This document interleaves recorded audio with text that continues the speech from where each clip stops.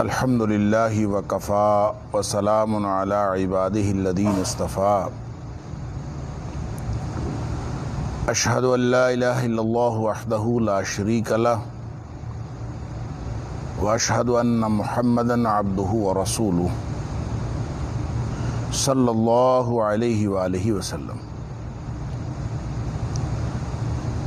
اللہم صلی علی محمد وعلی آل محمد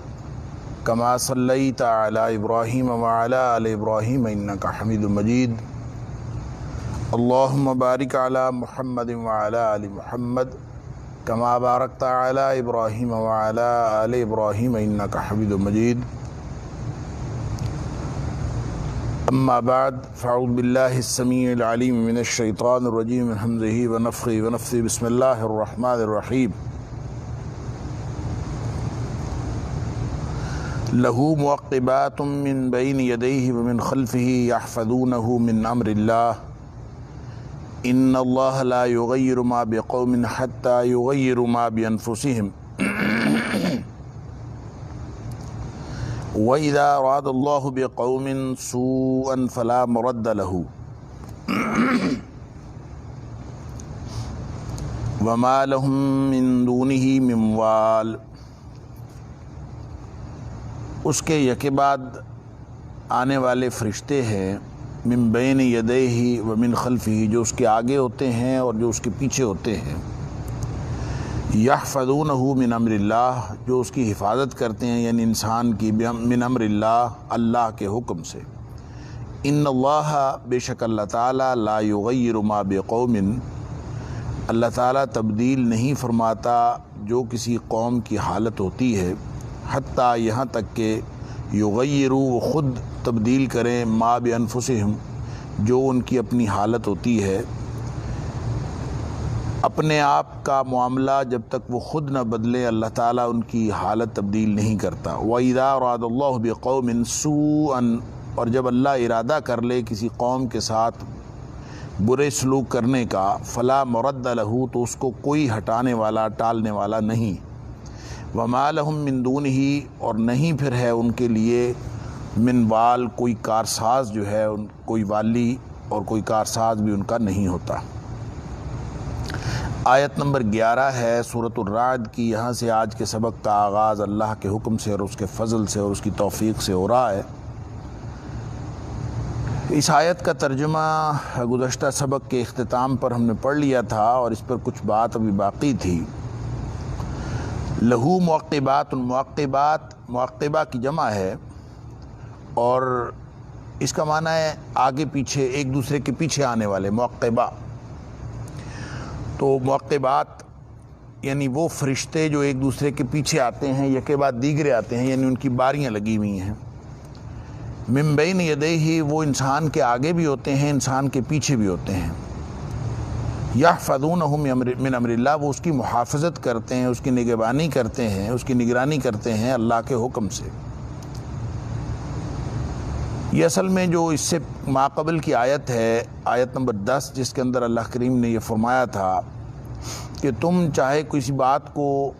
چھپا کے کرو، چاہے ظاہری طور پر کرو، یا پھر تم میں سے کوئی راتوں کو چھپنے والا ہو یا دن کو ظاہر ہو کر چلنے والا ہو، اللہ کے ہاں سب برابر ہے، اللہ تعالیٰ کو سب معلوم ہے۔ اور یہ بھی اللہ تعالیٰ کے علم محیط کلی میں کہ سب کچھ اللہ کو معلوم ہے۔ کوئی شخص دن کے اجالے میں چل رہا ہو یا رات کو چھپ کر کوئی کام کر رہا ہو، اللہ کو سب معلوم ہے۔ تو اسی کی گویا ایک تفصیل ہے کہ اس کے فرشتے ہیں جو اس نے آدمی کے ساتھ، ہر انسان کے ساتھ لگا رکھے ہیں، اور اس کے بارے میں فرمایا کہ اس کے آگے بھی اور اس کے پیچھے بھی چلتے ہیں اور اس کی نگرانی کرتے ہیں، اس کی پوری مانیٹرنگ اس کی ہو رہی ہوتی ہے، جس کے بارے میں اللہ کریم نے سورہ قاف میں فرمایا ما یلفظ من قول الا لدیہ رقیب عتید۔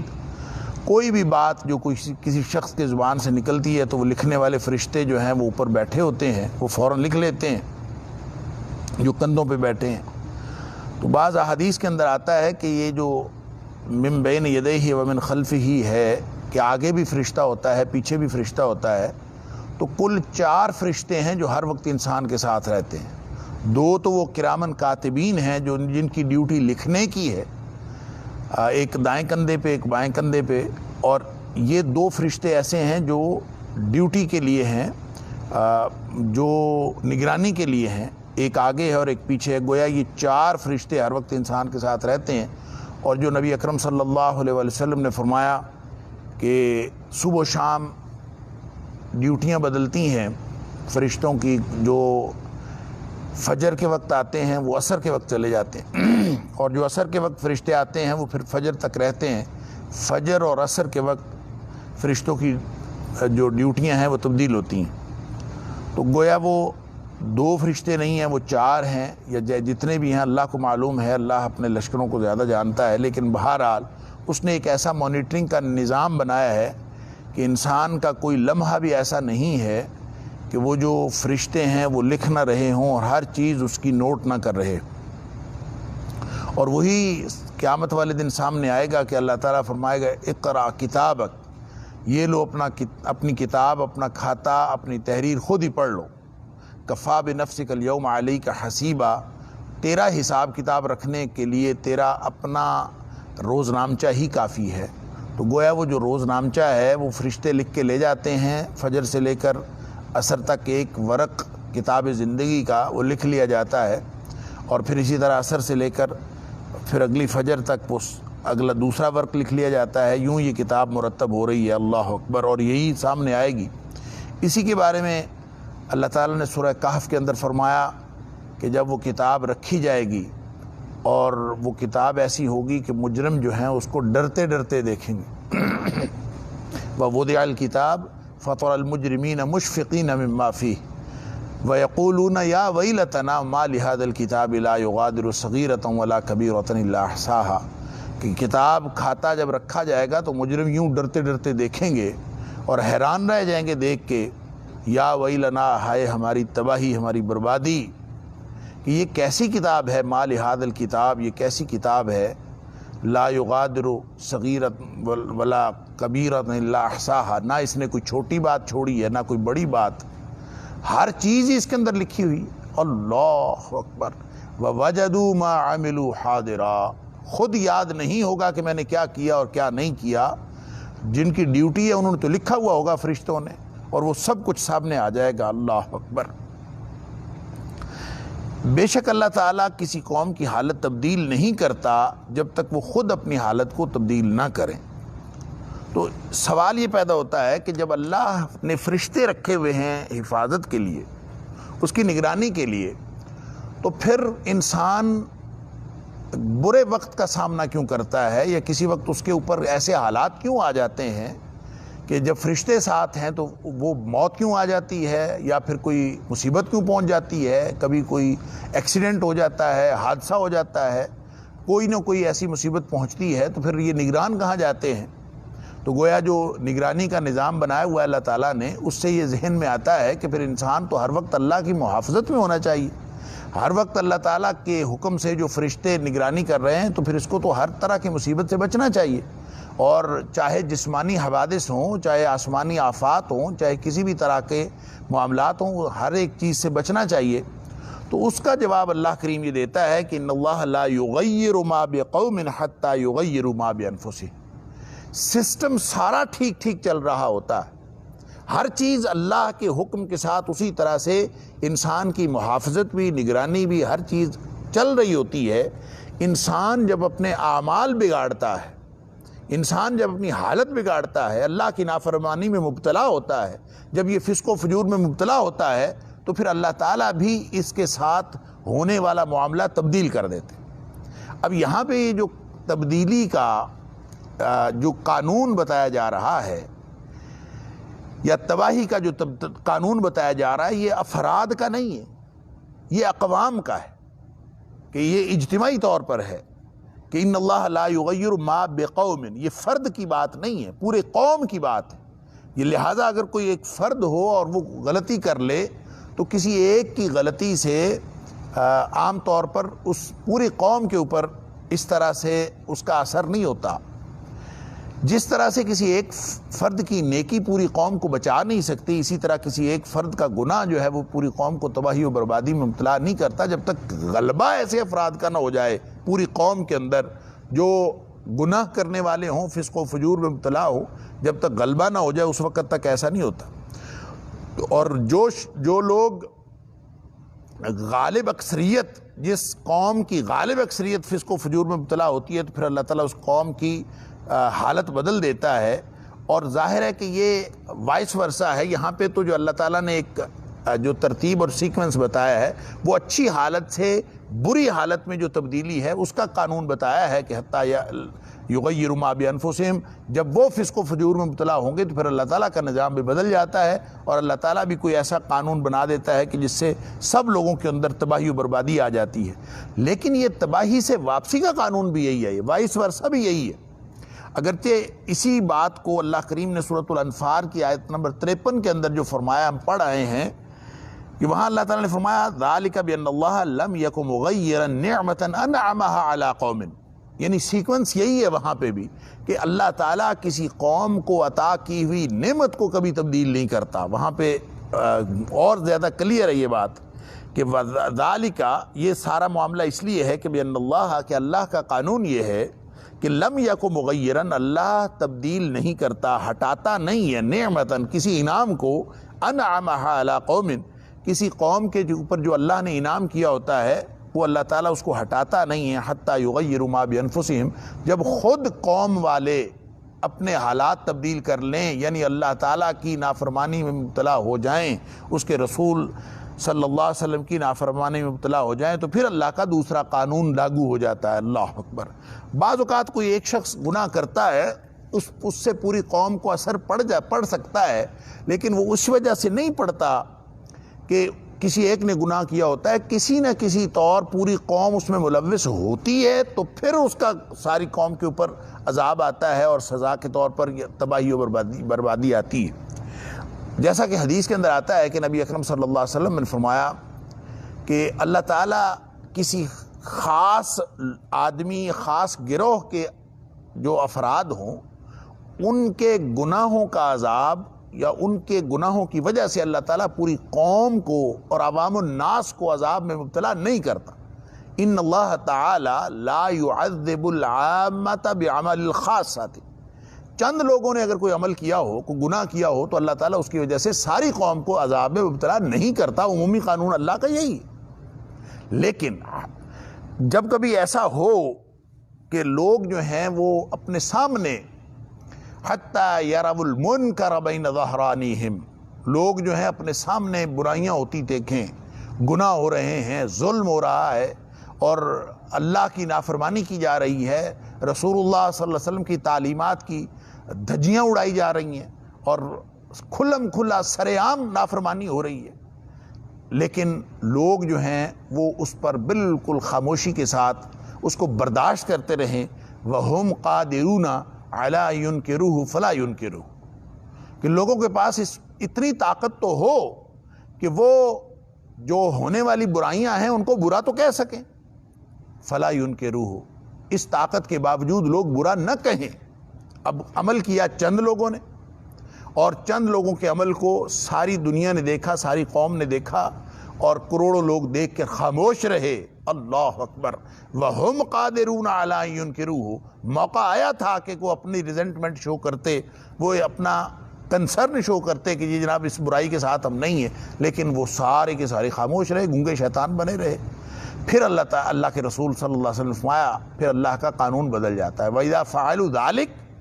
جب لوگوں کا کردار اس طرح کا ہو جائے، گھنونا کردار ہو جائے، یہ خاموشی جو ہے وہ گھنونا کردار ادا کرنا شروع کر دے، فرمایا جب ایسا ہو جائے، اللہ اکبر، تو پھر اللہ تعالیٰ عذب اللہ العامة والخاصہ، پھر اللہ تعالیٰ ان چند لوگوں کے ساتھ ساری عوام الناس کو بھی عذاب اور سزا میں مبتلا کر دیتا ہے۔ یعنی اللہ کا قانون ہے تو اجتماعی طور پر قوموں کی تبدیلی کے لیے، لیکن اس میں بہرحال افراد ہی کے ذریعے سے پورا یعنی سسٹم تبدیل ہوتا ہے۔ تو جو غلبہ ہوتا ہے جس طرح کے افراد کا، اگر نیک لوگوں کے افراد کا غلبہ ہوگا تو اللہ کا قانون نیکی عطا کرنے کا اور اچھائی عطا کرنے کا یہ قانون لاگو ہوگا، اور غلبہ اگر برے افراد کا ہوگا تو پھر اللہ تعالیٰ کا دوسرا قانون لاگو ہو جاتا ہے۔ بھلے اس کے اندر نیک لوگ موجود ہوں، لیکن فسق و فجور کا غلبہ ہو جائے تو پھر اللہ تعالیٰ کا دوسرا قانون لاگو ہو جاتا ہے۔ جیسا کہ حضرت زینب بنت جحش رضی اللہ تعالیٰ عنہ والی حدیث کے اندر ہے کہ جو بخاری شریف کے اندر موجود ہے کہ نبی اکرم صلی اللہ علیہ وسلم ایک دن بیدار ہوئے اور آپ نے فرمایا کہ ویل للعرب من شر قد اقترب، بربادی اور تباہی ہے عربوں کے لیے اس فتنے کی وجہ سے، اس برائی کی وجہ سے، اس فتنے کی برائی کی وجہ سے جو قریب آ گیا۔ پھر ساتھ نبی اکرم صلی اللہ علیہ وسلم نے فرمایا کہ وَفُتِحَ الْيَوْمِ فِي رَدْمِ یاجوج و ماجوج، کہ یاجوج اور ماجوج کی قوم جو ہے، یاجوج و ماجوج کی قوم، ان کی جو دیوار بنی ہوئی ہے اس میں اتنا سوراخ ہو گیا ہے آج۔ یہ کہہ کہ نبی اکرم صلی اللہ علیہ وسلم یوں کر کے حلقہ بھی بنایا، اشارہ کیا آپ نے، فرمایا کہ اتنا سوراخ آج ہو گیا۔ اللہ اکبر، گویا اب کوئی حالات خراب ہونے والے ہیں، پریشانی کی بات ہے۔ اور ویل للعرب، بربادی اور تباہی۔ تو حضرت زینب بنت جحش رضی اللہ تعالیٰ عنہ نے نبی اکرم صلی اللہ علیہ وسلم کا یہ ارشاد سنا اور آپ کی جلال کو محسوس کیا اور اس فرمان کی گہرائی کو اور گیرائی کو محسوس کیا، تو فرمانے لگیں انہلک وفینا الصالحون، اللہ کے رسول صلی اللہ علیہ وسلم کیا ہم برباد ہو جائیں گے اس کے باوجود کہ ہمارے درمیان نیک لوگ موجود ہوں؟ نیک لوگوں کی موجودگی کے باوجود ہم برباد ہو جائیں گے؟ نبی اکرم صلی اللہ علیہ وسلم نعم اذا کثر الخبث، جب فسق و فجور اس کی اکثریت ہو جائے تو پھر اللہ کا قانون یہی ہوتا ہے، پھر تباہی و بربادی آ جاتی۔ تو یہ ہے وہ تباہی و بربادی کا قانون جو اقوام کے لیے اللہ کریم یہاں پہ ارشاد فرما رہے ہیں کہ ان اللہ لا یغیر ما بقوم حتی یغیروا ما بانفسہم، اور یہی بات آیت نمبر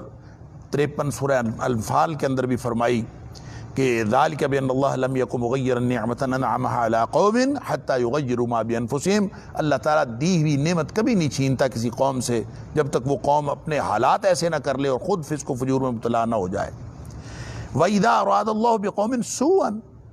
عمومی طور پر تو اللہ کا ارادہ کسی قوم کے ساتھ برائی کرنے کا نہیں ہوتا، برا سلوک کرنے کا ارادہ نہیں ہوتا، لیکن اگر ان کے فسق و فجور کی وجہ سے اور لوگوں کے اپنے کرتوتوں کے سبب، اللہ اکبر، اللہ تعالیٰ پکڑتا ہی لوگوں کے کرتوتوں کے سبب ہے۔ اگر لوگ ایماندار بنے رہیں، لوگ اگر ٹھیک ٹھیک کام کرتے رہیں، اور لوگ اگر اللہ کی ناراضگی کا دھیان کرتے رہیں کہ اس سے بچنا ہے اور اللہ تعالیٰ کی رضامندی کا دھیان کرتے رہیں کہ اس کو حاصل کرنا ہے، تو پھر اللہ تعالیٰ تو زمین و آسمان سے خیر و برکت کے دروازے کھول دے، جیسا فرمایا سورہ اعراف کے اندر کہ وَلَوْ أَنَّ أَهْلَ الْقُرَىٰ آمَنُوا وَاتَّقَوْا لَفَتَحْنَا عَلَيْهِمْ بَرَكَاتٍ مِّنَ السَّمَاءِ وَالْأَرْضِ، اگر یہ بستیوں کے لوگ واقعتاً ایماندار ہوتے اور واقعتاً تقوی کی روش پر زندگی گزار رہے ہوتے، یعنی ان کا مطمع نظر اللہ کی ناراضگی سے بچنا اور اس کی رضامندی حاصل کرنا ہوتا، لَفَتَحْنَا عَلَيْهِمْ بَرَكَاتٍ مِّنَ السَّمَاءِ وَالْأَرْضِ، تو یقیناً ہم ان پر زمین و آسمان سے خیر و برکت کے دروازے کھول دیتے۔ وَلَٰكِن كَذَّبُوا، لیکن یہ لوگ، انہوں نے تو تکذیب کی، انہوں نے تو ہمارے قانون کو جھٹلایا، اپنے کردار سے بھی اپنے قول سے بھی انہوں نے جھٹلایا، جھوٹے نکلے یہ لوگ اپنے کردار سے بھی اور اپنے قول سے بھی۔ اللہ فَأَخَذْنَاهُمْ بِمَا كَانُوا يَكْسِبُونَ، پھر ہم نے پکڑ لیا ان کے کرتوتوں کے سبب۔ تو اس کا مطلب یہ ہوا کہ اللہ تعالیٰ جب کسی قوم کے کرتوت ایسے ہوں تو پھر اس کے ساتھ برا ارادہ کرتا ہے، وگرنہ تو خیر و برکت کے دروازے کھولنا اللہ کے پاس کی کوئی خزانوں کی کمی ہے۔ اللہ تعالیٰ کسی قوم کے ساتھ برائی کا ارادہ نہیں کرتا جب تک وہ قوم خود اپنے لیے برائی کا ارادہ نہ کرے، ان کے کرتوت ایسے نہ ہوں۔ وَإِذَا أَرَادَ اللَّهُ بِقَوْمٍ، جب اللہ ارادہ کر لے، اللہ اکبر، اور جب اللہ ارادہ کر لے بِقَوْمٍ سُوءًا، کہ اس کے ساتھ برے سلوک کا ارادہ ہو جائے اللہ کا کسی قوم کے ساتھ، فَلَا مَرَدَّ لَهُ، تو پھر اس کو کوئی ٹالنے والا نہیں۔ اللہ اکبر، پھر وہ ٹلتا نہیں ہے اللہ کا آیا ہوا عذاب، پھر دعائیں بھی کام نہیں دیتی، اس لیے کہ حدیث کے اندر آتا ہے کہ جب لوگ امر بالمعروف اور نہی عن المنکر چھوڑ جاتے ہیں، لَتَأْمُرُنَّ بِالْمَعْرُوفِ وَلَا تَنْهَوْنَ عَنِ الْمُنکر، نبی اکرم صلی اللہ علیہ وسلم نے کئی احادیث ہیں جو اسی طرح کی، اسی نوعیت کی ہیں کہ تمہیں لازماً نیکی کا حکم دینا پڑے گا، لازماً تمہیں برائی سے منع کرنا پڑے گا، اَوْ لَيُوشِكَنَّ اللَّهُ بِعِقَابٍ مِّنْهُ، نہیں تو پھر اللہ کی طرف سے عذاب آ جائے گا، اور اگر اللہ کی طرف سے عذاب آ گیا ثم تدعونہ فلا یستجاب لکم، پھر تم اللہ کو پکارو گے، اللہ سے دعائیں کرو گے، اللہ تعالیٰ تمہاری دعائیں نہیں سنے گا۔ اللہ، اور ایک حدیث میں آتا ہے ثم یدعو خیارکم، پھر تمہارے نیک لوگ دعائیں کریں گے، فلا یستجاب لہم، پھر اللہ تعالیٰ ان نیک لوگوں کی دعائیں بھی نہیں سنے گا۔ دعائیں سننا بند ہو جاتی ہیں، اللہ تعالیٰ دعائیں سننا بند کر دیتا ہے جب کوئی قوم اس طرح سے بحیثیت قوم اللہ اور اس کے رسول صلی اللہ علیہ وسلم کی نافرمانیوں میں اس طرح مبتلا ہوتی ہے کہ کوئی نیکی کا حکم دینے والا اور برائی سے منع کرنے والا نہیں بچتا۔ اللہ اکبر۔ تو فرمایا کہ جب اللہ کسی قوم کے ساتھ برے سلوک کا ارادہ کر لے تو پھر اس کو کوئی ہٹا نہیں سکتا، فلا مرد لہ، اللہ اکبر، بس پھر تباہی و بربادی آتی ہے۔ وما لہم من دونہ من وال، پھر اللہ کے علاوہ کوئی اور کارساز بھی کسی کو نہیں ملتا۔ اللہ اکبر، ہوگا تو ملے گا نا، کوئی ہے ہی نہیں اللہ کے علاوہ کارساز۔ هو الذی یریکم البرق خوفا وطمعا، وہی ذات ہے جو دکھاتی ہے تم کو چمک، برق، بجلیاں دکھاتی ہے، خوفا وطمعا، جو خوف دلانے کے لیے بھی اور امید دلانے کے لیے بھی، وَيُنْشِئُ السَّحَابَ الثِّقَالَ، اور وہ پیدا کرتا ہے ایسے بادل جو بھاری بادل ہوتے ہیں، یعنی پانی اٹھائے ہوئے بھاری بادل جو بارش کا باعث بنتے ہیں، وہ بادل بھی اللہ ہی پیدا کرتا ہے۔ دراصل یہ آیت نمبر 1 سے لے کر آیت نمبر 18 تک جو سورۃ الرعد ہے، اس میں عقیدہ توحید بیان کیا گیا ہے، اس کے دلائل دیے گئے ہیں، اور یہ بتایا گیا ہے کہ عقیدہ توحید جو ہے یہی اصل میں فطرت کی پکار ہے، اور پورا نظام زندگی جو ہے وہ اسی توحید کی دعوت دے رہا ہے اور آخرت کی دعوت دے رہا ہے۔ اور اگر قرآن حکیم کی اس دعوت کی طرف کوئی شخص دھیان کرے تو پوری کائنات میں ارد گرد پھیلی ہوئی نشانیاں اس کو اس طرف رہنمائی کرتی ہیں، اور وہ نشانیاں اللہ کریم نے یہاں پہ بیان فرمائیں۔ اسی میں سے یہ نشانی ہے، هو الذی یریکم البرق، وہ اللہ تعالیٰ چمک، ایک بجلی پیدا کرتا ہے، بجلی دکھاتا ہے، پیدا کرتا ہے نہیں فرمایا وہ بجلی دکھاتا ہے، خوفا وطمعا، جو خوف بھی دلاتی ہے۔ خوف ایسے ڈر کو کہتے ہیں، خوف ایسے ڈر کو کہتے ہیں جس کے اندر اندیشے ہوتے ہیں، خاص طور پہ وہ خوف اس کیفیت کو کہتے ہیں کہ جب انسان مقابل قوت کا مقابلہ کرنے کے لیے اپنے اندر طاقت نہ پاتا ہو، جو بھی سامنے اس کے، چاہے کوئی مشکل وقت ہے، چاہے کوئی بڑی طاقت ہے، چاہے اس کے سامنے کوئی آنے والا کوئی ایسا وقت ہے جس کے بارے میں وہ متردد ہے کہ پتہ نہیں کس طرح کا وقت آئے گا، تو آنے والے حالات یا پیش آمدہ جو بھی صورتحال ہے، جب انسان اس کا مقابلہ کرنے کے لیے طاقت نہیں پاتا، اپنے اندر اپنے آپ کو کمزور پاتا ہے، تو جس طرح کی کیفیت میں مبتلا ہوتا ہے اس کو خوف کہتے ہیں۔ یعنی اندیشے ہوتے ہیں، آدمی اس پریشانی میں ہوتا ہے کہ پتہ نہیں میں بچوں گا کہ نہیں بچوں گا، کیا ہوگا کیا نہیں ہوگا، ہو سکتا ہے مجھے نقصان ہو جائے، ہو سکتا ہے میں بچ جاؤں، جو اس طرح کے اندیشے ہوتے ہیں اسی کو خوف کہا جاتا ہے۔ تو فرمایا کہ ایک تو خوف کی کیفیت میں لوگ مبتلا ہو جاتے ہیں، اور دوسرا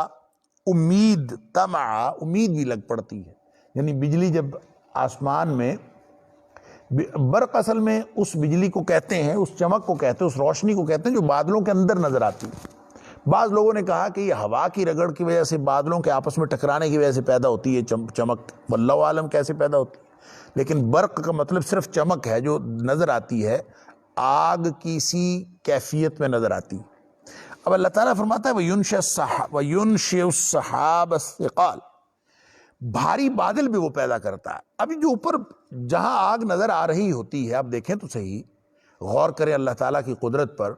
کہ جہاں آگ نظر آ رہی ہوتی ہے بادلوں کے اندر، وہاں بادلوں میں ہے کیا؟ پانی ہے، بادلوں میں تو پانی ہے، ہوا کے وہ بخارات ہیں بن کے پانی، وہ ہوائیں ہیں جو پانی کی صورت میں اوپر اٹھتی ہیں، تو ہم اس کو بادل کہتے ہیں۔ تو اللہ تعالیٰ نے بھاری بادل کہہ کے یہ بھی فرما دیا کہ گویا ان کے اندر پانی ہوتا ہے،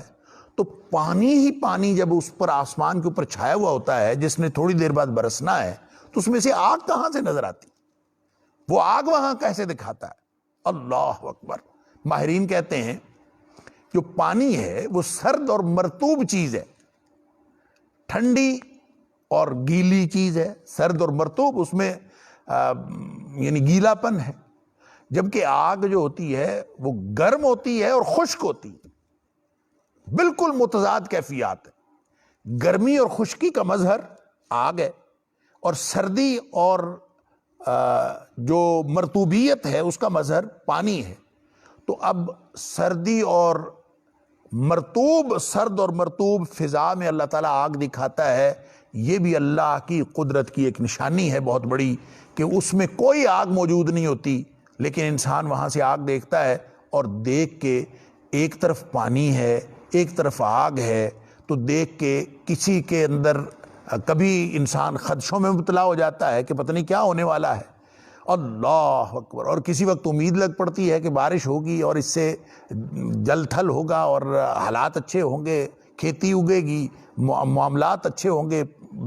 مویشیوں کو پانی ملے گا، اور ایک طرف امید لگتی ہے خوشگواری کی اور خوشحالی کی، اور دوسری طرف خوف ہوتا ہے کہ اس سے کیا برآمد ہونے والا ہے، اور پھر پانی برسے گا تو کس طرح برسے گا، وہ ہمارے لیے رحمت ہوگا کہ زحمت ہوگا۔ یہ وہ مختلف کیفیات ہیں جو بجلی اور پانی کی متضاد چیزوں کو دیکھ کر انسان کو سمجھ آتی ہے، حالانکہ وہ جہاں سے چمک نظر آ رہی ہوتی ہے حقیقت میں وہاں پانی ہی ہوتا ہے۔ علامہ ابن کثیر علیہ الرحمہ نے لکھا ہے کہ ابن عباس رضی اللہ تعالی عنہ فرماتے ہیں کہ برق کا معنی ہی پانی ہے، کہ برق اصل میں یہ چمک ہے جو پانی کے اندر سے اللہ تعالیٰ دکھاتا ہے، اور یہ اللہ تعالیٰ نے فرمایا کہ وہاں برق ہوتی نہیں ہے، یریکم البرق، وہ تمہیں بجلی دکھاتا ہے۔ اب اس کو دیکھ کر ایک تو یہ ہے کہ ایک ہی انسان مختلف کیفیات میں مبتلا ہو جاتا ہے، دوسرا یہ ہے کہ مختلف انسان مختلف کیفیات میں مبتلا ہوتے ہیں، خوف و طمع کی جو مختلف کیفیات ہیں، ایک تو ایک ہی انسان، اس میں خدشات بھی ہیں، اس میں امید بھی ہے، جیسا کہ نبی اکرم صلی اللہ علیہ وسلم نے فرمایا کہ جب بادل اٹھے تو پریشان ہوا کرو، اس لیے کہ ہو سکتا ہے کہ بارش، یہ جو بادل ہے یہ بارش نہ لے کے آ رہا ہو بلکہ یہ اللہ کا عذاب لے کے آ رہا ہو۔ احادیث کے اندر آتا ہے کہ نبی اکرم صلی اللہ علیہ وسلم فرمایا اسی طرح کا تو عذاب قرآن میں بھی ہے کہ اسی طرح کا عذاب قوم عاد پر آیا تھا۔ قوم عاد پر جب عذاب آنا شروع ہوا تھا تو وہ ایک بادل کی صورت میں ہی تو علامات ظاہر ہوئی تھی، اور وہ بڑے خوش ہوئے تھے کہ بادل آ رہا ہے، گھٹا چھا رہی ہے تو بارش ہوگی، اور بھاگ کے اس کے نیچے گئے، اللہ اکبر، تو اس میں سے آگ برسنے لگی، اور پھر ایسا عذاب آیا کہ وہ 7 لیال و 8 ایام، قرآن کہتا ہے کہ وہ 7 راتیں اور 8 دن وہ عذاب جاری رہا، اللہ تعالیٰ معاف فرمائے۔ تو اسی لیے نبی اکرم صلی اللہ علیہ وسلم حدیث کے اندر آتا ہے کہ جب آپ بادل کو دیکھتے تھے تو آپ کے چہرے کا رنگ متغیر ہو جاتا تھا، نبی اکرم صلی اللہ علیہ وسلم فکر مند ہو جاتے تھے، اللہ اکبر، اور یوں اٹھنے والی گھٹاؤں کو دیکھ کر نبی اکرم صلی اللہ علیہ وسلم عام طور پر دعا پڑھا کرتے تھے، اللہم انی اسألک خیرہا وخیر ما فیہا وخیر ما ارسلت بہ واعوذ بک من شرہا وشر ما ارسلت بہ، اللہم انی اسألک خیرہا وخیر ما فیہا وخیر ما ارسلت بہ واعوذ بک من شرہا وشر ما فیہا وشر ما ارسلت بہ۔ اللہ، یہ جو ہوائیں اٹھی ہیں اور یہ تیز آندھی آتی تھی تب بھی نبی پاک صلی اللہ علیہ وسلم یہی دعا پڑھتے تھے، بادل اٹھتے تھے تو بھی یہی دعا پڑھتے تھے کہ اللہ اس کے اندر اگر کوئی خیر ہے تو میں اس خیر کا سوال کرتا ہوں، اور جس مقصد کے لیے بھیجی گئی ہے یہ گھٹا یا یہ ہوا تو اس کی خیر کا سوال کرتا ہوں، اور اس کے اندر جو شر ہے میں اس سے پناہ طلب کرتا ہوں، تیری پناہ میں آتا ہوں۔ تو یہ خوف اور طمع، خوف اور امید دونوں چیزیں انسان کے اندر پیدا ہوتی ہیں۔ یہ بھی ہو سکتا ہے کہ جو امید والے ہیں وہ عام طور پہ کاشتکار امید مانتے ہیں، اور جو یہ ذمہ دار پیشہ لوگ ہوتے ہیں ان کو بڑی خوش فہمی ہوتی ہے اور امید ہوتی ہے بارش ہوگی تو ہمارے معاملات ٹھیک چلیں گے، لیکن جو مسافر ہے یا کوئی ایسے کام میں لگا ہوا ہے اس کو تو بادل دیکھ کے پریشانی شروع ہو جاتی ہے۔ لہٰذا وہی بجلی ہے، وہی بادل ہیں، وہیں سے چمک آتی ہے اور لوگوں کے اوپر مختلف قسم کی کیفیات پیدا ہو جاتی ہیں، اور ان کو بچانے والا ہے تو کون ہے؟ صرف اللہ ہے۔ یہ پیدا کرنے والا کون ہے؟ یہ اللہ ہے، سبحان اللہ۔ تو اصل میں جو یہ جتنی چیزیں اور جتنا منظر بتایا گیا ہے یہ اللہ تعالیٰ کی نشانیوں کے طور پر بتایا گیا ہے۔ پھر فرمایا کہ یہ سب تو قدرت الہیہ کا مظہر ہے ہی، وَيُسَبِّحُ الرَّعْدُ بِحَمْدِهِ وَالْمَلَائِكَةُ مِنْ خِيفَتِهِ، اور جو رعد ہے، رعد کا معنی بھی گرج اور چمک ہوتی ہے، وہ بھی اللہ کی تسبیح بیان کرتی ہے، یا وہ گرج اور چمک اللہ کی تسبیح بیان کرتی ہے بحمدہ، اس کی حمد کے ساتھ، والملائکۃ، اور دیگر فرشتے بھی، من خیفتی، اس کے خوف سے وہ تسبیح بیان کرتے ہیں۔ اللہ اکبر، یعنی اس وقت اکیلا جو ہے انسان نہیں ڈر رہا ہوتا، فرشتے بھی ڈر رہے ہوتے ہیں۔ یہاں پہ ایک تو بات یہ سمجھ میں آنی چاہیے، یہ سمجھ لینی چاہیے کہ برق اور رعد کے اندر فرق ہے۔ رعد بھی کڑک کو کہتے ہیں، یا بجلی کو کہتے ہیں، یا گرج کو کہتے ہیں۔ عام طور پہ یوں کہہ لیجئے کہ رعد گرج ہے، اور جو برق ہے وہ چمک ہے۔ ایک اور لفظ استعمال ہوا ہے صاعقہ، صواعق جمع ہے، اس کی واحد ہے صاعقہ، تو صاعقہ بھی بجلی ہوتی ہے،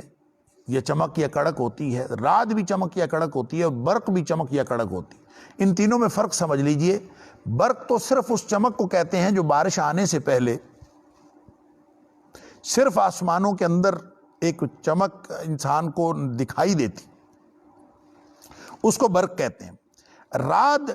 وہ آواز ہے گرج کی، یعنی ایک گرج ہوتی ہے اور ایک چمک ہوتی ہے۔ جو گرج کی آواز آتی ہے جو آسمانوں کے اوپر ہی ہوتی ہے، اور صرف گرج آتی ہے، لوگ اس گرج کے بارے میں کہتے ہیں کہ اجسام سماوی جو ہیں، آسمان کے جتنے بھی اجسام ہیں، چاہے وہ ستارے ہیں، چاہے وہ بادل ہیں، یا کوئی بھی چیزیں ہیں، اللہ کو معلوم ہے کہ کیا کیا چیزیں وہاں پہ ہیں، وہ آپس میں ٹکراتی ہیں تو ان کی رگڑ سے جو آواز پیدا ہوتی ہے وہ رعد ہے۔ لیکن جو صاعقہ ہے، جس کی جمع آگے صواعق کہا گیا، یہ وہ بجلی ہے جو نیچے گرتی ہے، جلانے والی بجلی، جس کے اندر کڑک بھی ہوتی ہے اور ایک دھماکہ سا بھی ہوتا ہے، اور ساتھ شدید قسم کی چمک ہوتی ہے، اور یہ کسی پر